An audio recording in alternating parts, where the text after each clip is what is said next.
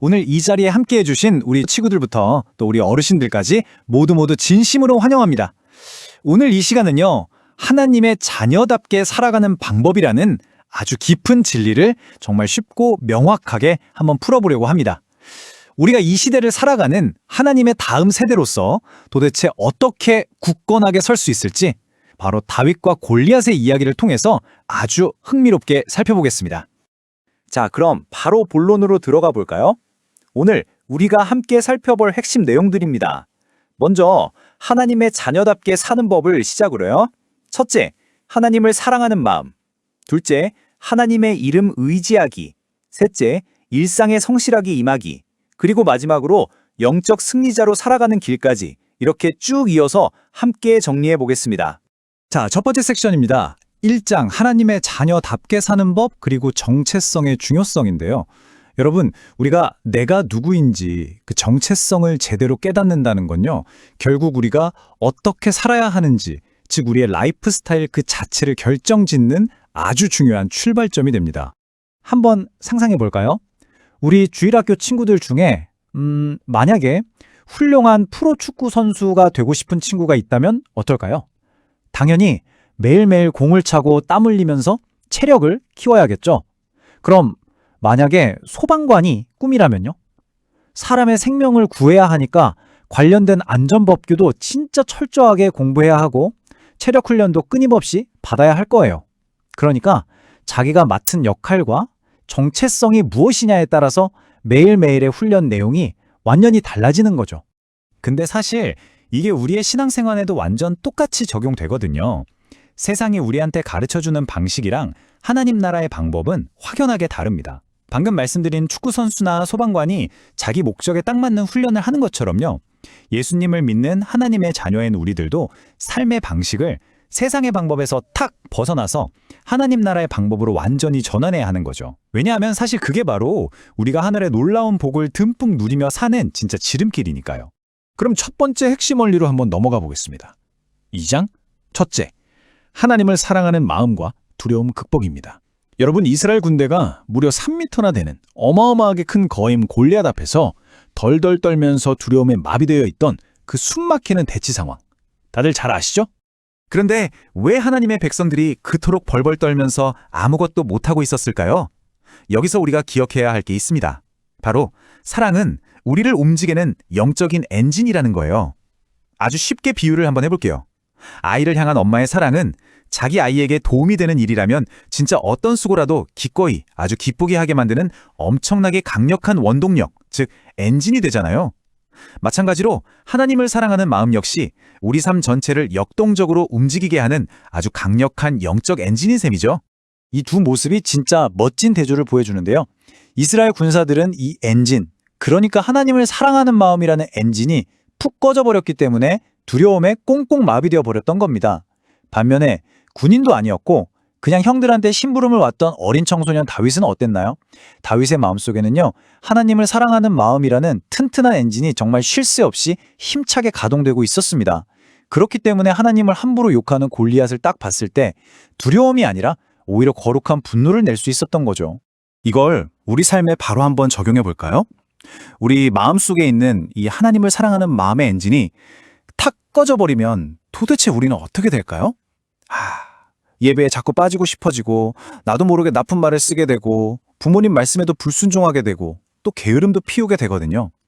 하지만 반대로 사랑의 엔진이 부릉부릉 켜져 있다면요, 우리 주일학교 친구들은 아마 예배드리는 태도가 눈에 띄게 좋아질 거고요. 고운 말을 쓰고 부모님께 순종하고 또 학생으로서 열심히 공부해야겠다는 마음도 쑥쑥 커질 겁니다. 당연히 우리 어른들 역시 일상생활 속에서 하나님이 기뻐하시는 그 순종의 열매들이 자연스럽게 맺히게 되는 거겠죠. 자, 이제 다음 섹션 두 번째 원리로 자연스럽게 넘어가 보겠습니다. 3장, 둘째, 하나님의 이름 의지하기, 그리고 진정한 자신감입니다. 다윗이 그 무시무시한 골리앗 앞에서 보여줬던 그 당당함, 그 진짜 엄청난 자신감은 도대체 어디서부터 흘러나온 걸까요? 사무엘상 17장 45절 말씀에 그 분명한 해답이 나와 있습니다. 너는 칼과 창과 단창으로 내게 나오거니와 나는 만군의 여호와의 이름 곧 네가 모욕하는 이스라엘 군대의 하나님의 이름으로 내게 나아가노라. 와, 정말 언제 들어도 가슴이 벅차오르고 힘이 넘치는 고백이지 않나요? 다윗은 자기 체력이나 물맷돌 던지는 기술 같은 그런 육체적인 능력을 의지했던 게 진짜 전혀 아니었어요.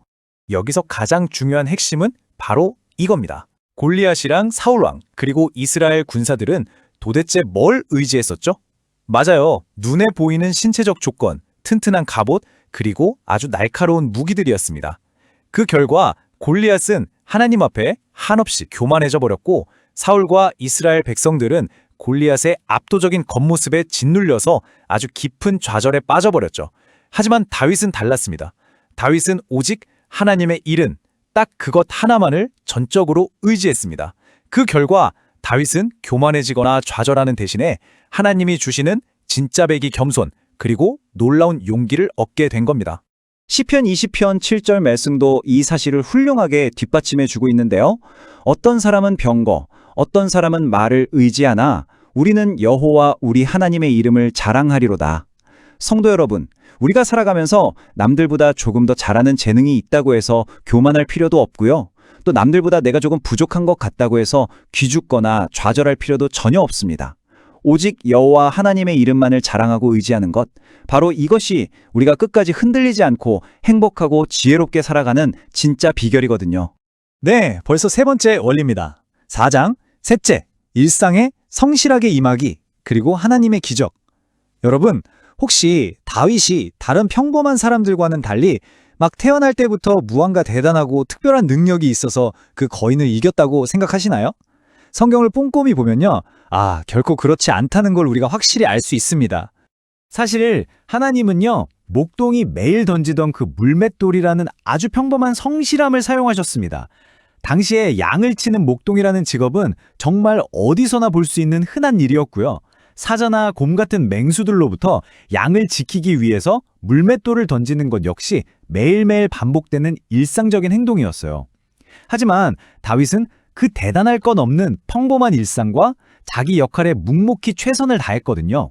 그리고 하나님은 다윗의 그 성실한 땀방울을 딱 붙들고 사용하셔서 어마어마한 거인을 쓰러뜨리신 겁니다. 잠언 22장 29절에도 이렇게 말씀하고 있죠. 네가 자기의 일에 능숙한 사람을 보았느냐? 이러한 사람은 왕 앞에 설 것이요. 여러분, 하나님께서는 우리가 무언가 엄청 화려하고 거창한 일을 해낼 때만 일하시는 분이 아닙니다. 오히려 우리에게 주어진 남들이 보기엔 지극히 작고 평범해 보이는 일들일지라도 거기에 묵묵하고 성실하게 헌신할 때 하나님은 바로 그 모습을 가장 기쁘게 여기시고 놀랍게 사용하시거든요.